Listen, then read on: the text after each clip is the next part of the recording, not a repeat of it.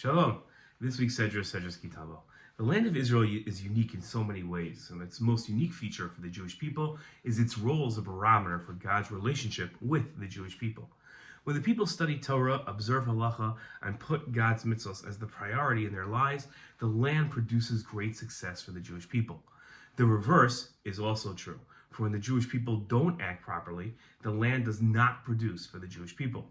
This is one of the many lessons that in this week's Torah portion. We read in our Sedra this week that when the Jewish people bring their first fruits to the temple in Jerusalem, they recite a confession that reads, "I have not eaten of any of these fruits while in mourning, I have not cleared out any of it while I was tameh, and I have not deposited any of it with the dead. I have obeyed my God Hashem, I have done just as you commanded me. Look down from your holy abode from heaven and bless your people Israel and the soil you have given us, a land flowing with milk and honey, as you swore to our fathers." In his commentary to this confession, the Ibn Ezra wrote that the backdrop of this prayer is our turning to God and saying, just as I kept myself and the grain and just as I removed it from the sacred from my house, so may you, God, watch over our country. The idea of God watching over the land of Israel is not a new theme in the Torah. In fact, it's probably one of the most consistently repeated messages in the Torah.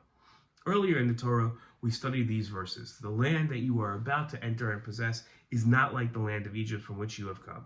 The land you are about to cross into and possess is a land of hills and valleys, soaks up its water from the rains of heaven.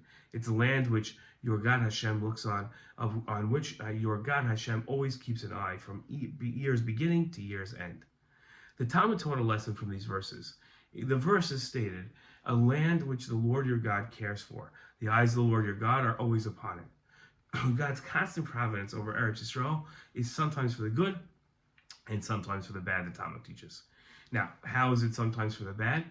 If the Jews were wholly wicked on Rosh Hashanah, so that only a meager amount of rain was decreed for them the entire year, but in the end they repented, what can be done? To add rain is impossible because the decree was already issued.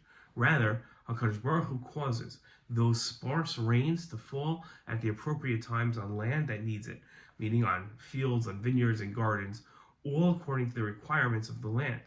And those rains are just as effective as if it would have been a lot of rain. Now, sometimes for the bad, how does that happen? If the Jewish people were wholly righteous on Rosh Hashanah, so much so that rain was decreed for them for the entire year, but in the end, they regressed and sinned, what can be done?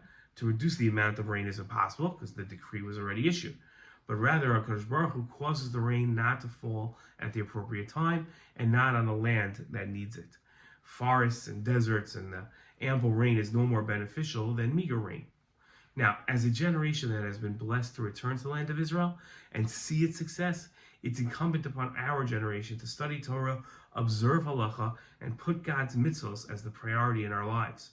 If we follow God's mitzvos, the land will continue to produce great success for the Jewish people. Now, the opposite is also true. If the Jewish people don't act properly and we don't make God's mitzvos a priority in our lives, the land will no longer produce for the Jewish people. It's the message of this week's Torah portion. Shabbat Shalom.